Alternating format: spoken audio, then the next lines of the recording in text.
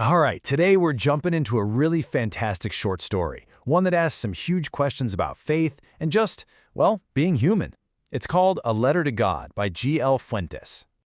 They always say faith can move mountains, but this story immediately makes you ask, what should we put our faith in?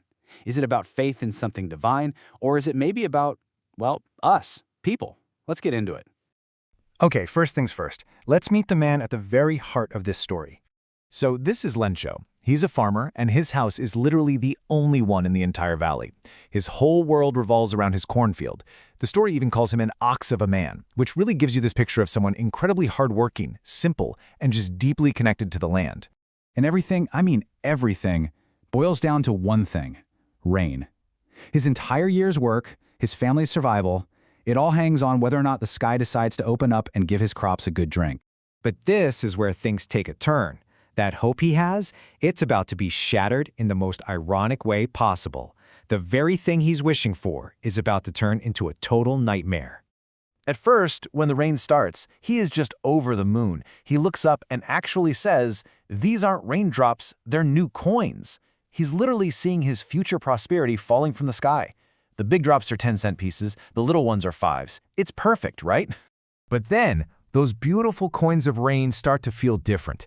They get harder, bigger, and suddenly, it's not life-giving rain anymore, it's a full-blown hailstorm, destroying everything in its path. And we're not talking about a little damage here. The devastation is total. Not a single leaf is left on the trees. The corn is gone, the whole field is just white, like it's been covered in salt. His entire world just gone. So, what do you do when you've lost absolutely everything? For Lencho, there's only one answer: his unwavering faith. But you have to wonder, what does that faith even look like when it feels like nature itself just smacked you down? Even with his field completely destroyed, his belief doesn't even waver, not for a second. He holds on to this one single idea: God sees everything, and no one dies of hunger. And that simple belief leads him to do something nobody would expect. He writes a letter. Think about that. Not a prayer, not a wish, a physical letter. He asks for exactly 100 pesos, enough to plant a new crop and feed his family. It's so direct, so practical, and he addresses it simply to God and pops it in the mail himself. Okay, now this is where the story gets really, really interesting. What on earth happens when a letter addressed to God actually lands at a real post office? Well, the postmaster, who's described as this friendly, kind of portly guy, he sees it and just starts laughing. But then, the laughter stops. He's completely blown away by the sheer faith of this person. He literally says, "What faith? I wish I had the faith of the man who wrote this letter." He's so inspired, he decides he absolutely cannot let this man's faith be shattered. So he gets this incredible idea. He's going to answer the letter.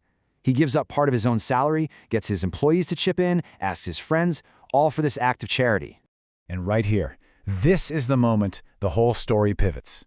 This amazing act of human kindness is about to get twisted in the most ironic way imaginable. So they can't get the full 100 pesos, but they manage to pull together 70. The postmaster puts the cash in an envelope, and then, as the final touch, he signs the letter with just one word: God. And that one word changes everything. So Lencho gets the letter, and is he surprised? Not one bit. For him, getting a letter from God is totally normal. It's exactly what he expected.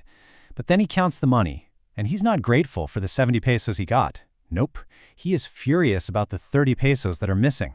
And this is the kicker. He immediately sits down and writes a second letter to God. He says thanks for the money, but please, whatever you do, don't send the rest through the mail. Why? Because he writes, the post office employees are a bunch of crooks. The very people who performed this incredible act of kindness, he accuses them of stealing from him. What an ending, right? It just leaves you thinking. Lencho's faith is so powerful, it's almost a superpower. But it's also his biggest weakness. It's so absolute that he completely misses the real miracle that happened, an act of pure human kindness. So it makes you ask, what's the bigger conflict here? The hailstorm that wiped out his crops, which was just nature doing its thing? Or this tragic misunderstanding between people, the inability to see the good in one another?